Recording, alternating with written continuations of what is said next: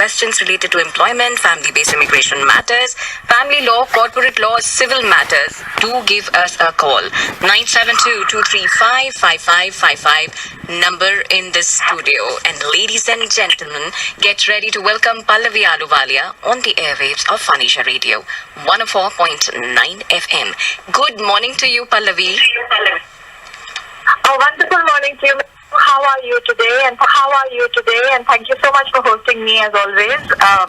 Your Business Matters, we're here every Wednesday morning, and glad to be able to engage with the community and to be able to answer their questions. I know some of the questions follow me back to work, and happy to answer those as well.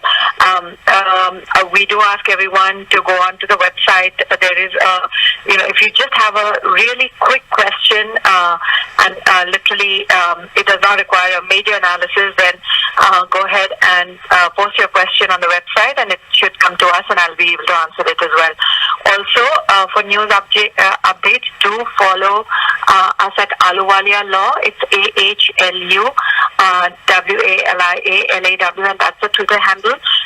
If you would just, whatever is the latest and the greatest immigration news which I think may impact you, I will have the update on Twitter, and that will lead us back into the website. So also, I know we do announce this, that we do have our show and its recording available pretty much the same day, or even up and sometimes the next day, if at all, right after the show is done, so you can hear yourself, or if you have any clarifications about the questions, you can hear the show on YouTube. Thank you for sharing all that. And once again, that website is ahluwalialaw.com. And if you type yourdesilawyer.com, which is easier to probably remember if you get wrong with the spelling, just go ahead and type in yourdesilawyer.com. It should redirect you to ahluwalialaw.com. Once again, number in the studio, 972-235-5555. So Pallavi, should we start taking calls? Absolutely. Let's start taking calls. Can I make a quick announcement or two, please? Sure. Go ahead. All right. So we have announcements right as the H-1B cap season started on April 3rd this time, and it's going to be running all of this week. There were announcements that came in from USCIS, one announcement from Department of Justice, and all seem to be talking about H-1s. And what they're talking about is that they will prosecute any abuse or fraud in the program, in the H-1B program. So there is a warning out there to all employers as well as employees about making sure that everything is bona fide, and there is no discrimination against the U.S. workers. USCIS has also gone ahead and given an email address for U.S. citizens to be able to report anything about the H-1B program, that could be whether they think there's some abuse or there is some fraud in that program. So I want to caution everyone, especially the users of the H-1B, you have to be aware, know your stuff, be on top of your game. There should not be any complaints about you. Now, if I were to just make a comment on this, I don't think that this is going to head out the right way, because we're going to have a lot more people just complaining for the heck of complaining. If somebody's out of a job or losing a job and they look at a brown person, they're going to think they're an H-1B and complain about that. So there's going to be a little of tough problem to enforce. Even the Department of Justice has come out and made an announcement, and today, just matching that, we have our U.S. Department of Labor that is also echoing what both these federal agencies have announced just yesterday or day before. So it says, DOL announces plans to protect American workers from H-1B program discrimination. So let's see what happens with this. All right. All the best to all the people who are thinking about taking that course. All right. Going to our callers, 972-235-5555, number in the studio. Phanisha Radio, you're live on the air. You can ask your question to Pallavi. Hey, Pallavi. I have a question about the recent memo that is issued by for the Nebraska Service Center. Yes. I am a computer programmer, and it's an entry-level job, but I have 10 years of experience, so I joined this company. And they occupied my farm on February 2nd, and my extension is due next year. I just want to know, and education, I have done 3 years of degree and 4 years of diploma that is evaluated as equivalent to bachelor's degree here with dual majors in business administration and computer science. I want to know, is there going to be any problem extending my H1 next year or in the perm processing? Right. So let's just give everybody else who's listening the background of this. So there was a memo that came out on Monday, this past Monday on the 3rd, and this is rescinding USCIS guidance on how they look at H1B computer-related positions, especially out of a computer programmer. And what they have done is kind of demoted what a computer programmer requires, which means that what the USCIS is saying is that computer programmers may not require a 4-year bachelor's degree and therefore may not qualify for an H1B. Now, this kind of treatment, and this is to answer your question, has been going on even in the past for some other positions that the government thinks does not require a bachelor's degree, and this is what we call a specialty occupation RFE. So I would not say that getting an extension per se would get denied, but you definitely will have a harder uphill task in getting H1B approved for the computer programmer position. I would suggest that if there are strains of other professions in your in what you do in your occupation, so if you have more of developer or you have more of say for example a computer systems analyst, then I would probably say that that's the position that you should be basing your H1B on, if that is even possible and that is what you're doing. Yeah, my LCA says it's a programmer/developer position, and the position itself requires 1 year of experience when it was filled last year. So I already worked on this position for one year, and it required 1 year experience minimum when I joined here. Okay, I got that. So also you have to understand, are you at the first level of the wage or a second level? How can I? So there are 4 levels on the LCA. So the LCA has 4 levels. So let's first understand this. 15, 11, 31 is the position that the government has talked about. All right, and that is a computer programmer position. Now, if you are 15, 11, 32, whatever your title may be, it may be that of a programmer, but the underlying code is 15, 11, 32, you will be fine. All right. So then if your employer has chosen level 2, then again you're fine. All right. So basically what they're trying to say is that the starting level position for a computer programmer no longer requires a bachelor's degree, and that's why no longer requires an H1B. All right, or is not qualified for an H1B. But check into more details before getting concerned, because it may be that you are under 1132, which is a developer position, which is not being questioned at this point. Yeah. So all right. Just one opinion from your side. Sure. I'm in a process of buying a home, and would it be a risky move for me to buy a home right now, or should I just quit taking this kind of liabilities in this situation? So for H1Bs, I would say the right time to buy a home would be, and this is not to take away your plans, but once you have your I-140 at least approved, right? So you know that you're here for the long haul. Correct? Mm-hmm. So, but I mean, that's not to say that a home that you buy you can't sell if something were to change tomorrow for you. Okay. So I'm not going to say no to that, but I'd say the safer point would be when you're a little bit more entrenched here. And I would definitely go and check on your underlying code and then see if whenever that extension for you comes up, then the code that is used is not that for computer programmer purely. What was the code? Can you tell me one more time? It should not be the computer programmer code, which is 151131. It should be 151132, which is the developer's code. All right. All right. Thank you. Thank you so much for your call. 972-235-5555 number in the studio. Going on to our next caller, Phanisha Radio. You are live on the air. Please ask your question to Pallavi.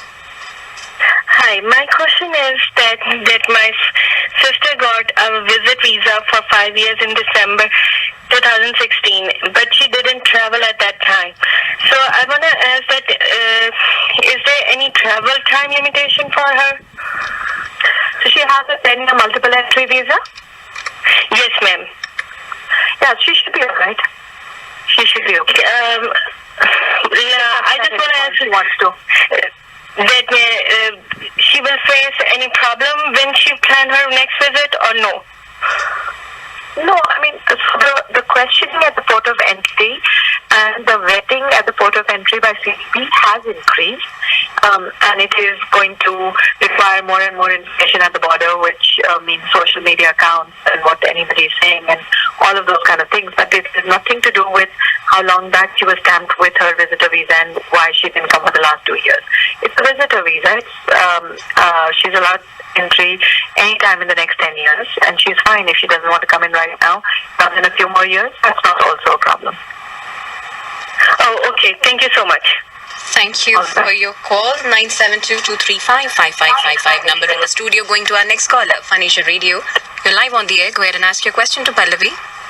Hi Pallavi, my name is Sunita and I have a question.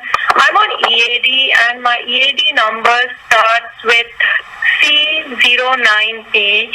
I have a question that if I resign or if I'm being laid off from my employer, how much time do I have legally to stay on my EAD and find another job? And in case by chance I get some other profile job, not exactly what I have on my file, do I have to have another petition? And does my priority date become 2017 or still I have the same priority date? Thank you. Okay, so yeah, thanks so much. Just I have a question for you. Is your EAD coming in from an adjustment of status that is pending for you, ma'am? No, I have EAD with my current employer and it's still valid till 2019. I just got No. That's the EAD source is that because of an H4 that is allowed an EAD, or do you have an EAD because you have an adjustment pending? I have H1B EAD. I mean, not the you have EAD. Okay, so you have an H1 and then you applied for a 485? Yes, and I have 485 approved from 2011, and since the priority dates have gone back, I have priority dates of 2009 approved. 485 cannot be approved right now. Your I-140 must be approved. Yes. And the I-140 has a priority date, as I understand, of 2011 is what you're saying. Yes. All right. So, yes, you have to be employed constantly on the EAD. So, the options of you losing a job, so the government will come back later on when your priority date gets current and they will ask you to show that you have been employed constantly. They may use any method to understand if you have or not. That may include your pay stubs, your W-2s, anything. So if you have had a layoff currently and you're moving to another employer, I would caution you to move as soon as possible, as quickly as possible. That is what my advice would be. Now, when it comes to which kind of position that you're going to go to, the position that you have to remember is the original position is the one that was argued in the labor certification, right? So you have to still be within that position and not more than 50% different from where you started out. So there will be, at this point, when you get the 485 current again and your priority date gets current again, there is a supplement J that is going to be required as well. And that supplement J will also ask you about your position. So when you change your employment, a slight change in title is not going to impact you, but a completely different occupation will be something that will impact your approval on the 485. Okay. So, I mean, there is no timeline, date or anything. I have to find a job ASAP. And if I get my job today, will I be illegal? How does it work? Like, if I don't get a job for 15 days or a month? So the point is, it's not about being illegal. It's being discovered, whether you would be discovered to be without a job. Okay, so there is an obligation. If I get discovered and my priority date become current, then it will be a problem for me, right? Correct. Okay, perfect. Okay, I got it. Thank you. Quickly look for a job and do well. Yeah, thank you. Appreciate it. Yeah, thanks. Okay. Bye-bye. Good luck to you. 972-235-5555 number in the studio. This is Your Business Matters with Pallavi Ahluwalia from Ahluwalia Law Offices. To get in touch with her beyond the show, do take an appointment. You can call her front desk manager at 972-361-0606. ahluwalialaw.com is her website. Going on to our next caller. Hanisha Radio, you're live on the air. Go ahead and ask your question, please. Yeah, hi Pallavi. I just want to know, like, if I lose my job, I'm on H1B right now. I've completed 3 years. If I lose my job, how many, like, legally, how many days I can stay in the United States? Yeah, if you're planning on just leaving, then, it would be from a layoff, it's about 30 days. But right now, with the new announcement that became final on January 17th, you're given 60 days of grace period to use one time in your entire H1B period to be able to look for a job. So if you're maintaining your H1B and you've lost a job, you have up to 60 days without a pay stub to be able to move to employer too. Okay, so if I, like, within 60 days, if I find another employer who, like, file my H1B, like, or continues, so will I be able to work after that? Yes. So you have to apply for your H1B. You will have pay stubs that are missing for the 2 months, and that will be excused using the new law. Okay, so will that be, like, also if I, like, if my new employer, can they file the green card also? Absolutely. If I lose my... Yes. Okay, Yes. Okay, that's all. Thank you. Thank All the you best. for your call. Moving on to our next caller, Phanisha Radio. You are live on the air. Go ahead and ask your question to Pallavi. Yeah, hi Pallavi, this is Tuti. How are you? Very well. How may I help you? I have a question, like, I got my H4 EAD approved and the approval notice of H4 as well, but my husband's H1B approval notice has not been yet delivered, or maybe it has been delivered on some wrong address. If wrong address, what we should do? Well, you can make a service request. So the H1B approval does not come to an employee. It only comes to the employer and their attorney. So are they the ones that have not received it yet? Yeah, they haven't received, but online it shows that it has been approved. Right. And how long has it been since It's on it was mailed 21st out? March. It has been approved by 21st March. I would just give it. If it was just approved on 21st of March, I would give them another week. This has been was this filed in a premium processing? Yes. Yeah, so, and also, your employer or their attorney can make contact with the premium processing unit if something were to happen, and you can have them fax you an approval notice as well. So if you don't get it. However, at this point, I think I would give them one more week before getting alarmed about the loss of that approval notice. And if you don't get it in a week, then that's when the PPU needs to be contacted. And then you can make a request at that point for the approval notice. And it would be, and they will send us the other copy in case it has been lost. It would be it would be kind of strange if it's lost and the attorney didn't get it, neither did the employer. It just means that it hasn't been mailed out yet. Okay, because I have got my both the things, but we are waiting for him because we have to file a DL and all, renew a DL and also. I got it. Yeah. Okay. And one more question was like, All right. Thank you. I was asking like, can I travel to India with my H4 EAD? I have to go for stamping. How is it if any, in case I have any questions? So. Yeah, you can. You have to make up. You have to fill in your DS forms. You have to take an appointment. Yeah, you have to show up for sampling. Okay, If you and travel, I should then get you it need to get your from there first only, sample. right? Correct. All right. Thank you so much for your call. 972-235-5555 is the number in the studio. And do want to request all of you trying to reach Pallavi at this point of time, do turn off your radio before your call is picked up so that we can hear your question and the answer clearly. So going on to our next caller, Phanisha Radio, you're live on the air. Yes, go ahead and ask your question to Pallavi. Yes, ma'am. I have a question. How I heard you for this. I filed for September 2004. I want to know how long it takes in this process. Yes, so I couldn't understand the question clearly. Could you help me understanding? Yes, ma'am. Could you repeat your question, sir? I-130 For who? for sister. For your sister. September You filed an I-130 for your sister? Okay, got it.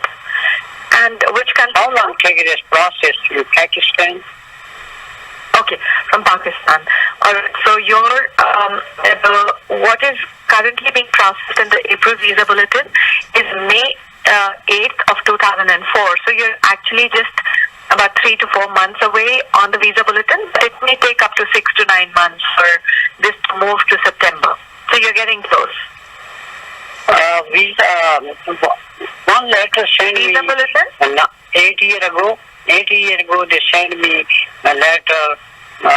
They say they send me different ISL proof number.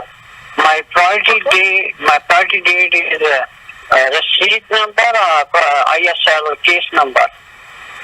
No. Your priority date is the date that you have on your I-130 as the approval date. So the date that you have filed your I-130 is your priority date once that I-130 gets approved. Case number is different, ISL. Yes, the case number that you have would have come in from the NVC, National Visa Center. Okay, and that is to track the immigrant petition. I called last week National Visa Center, 1-800 number.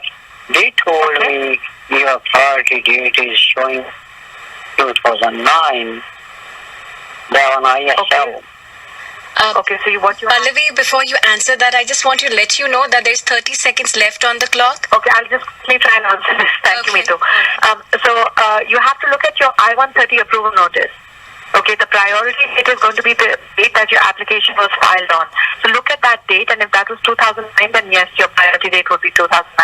And if it was, as you say, September of 2004, then that should be the date. So there is any discrepancy, check it out with the National Visa Center. Meetu, I'm good? Yes, you are absolutely on time. Thank you so much, Pallavi, as always, and look forward to see you next Wednesday. Thank you so much, Meetu, for hosting me, and I look forward to being back. Bye.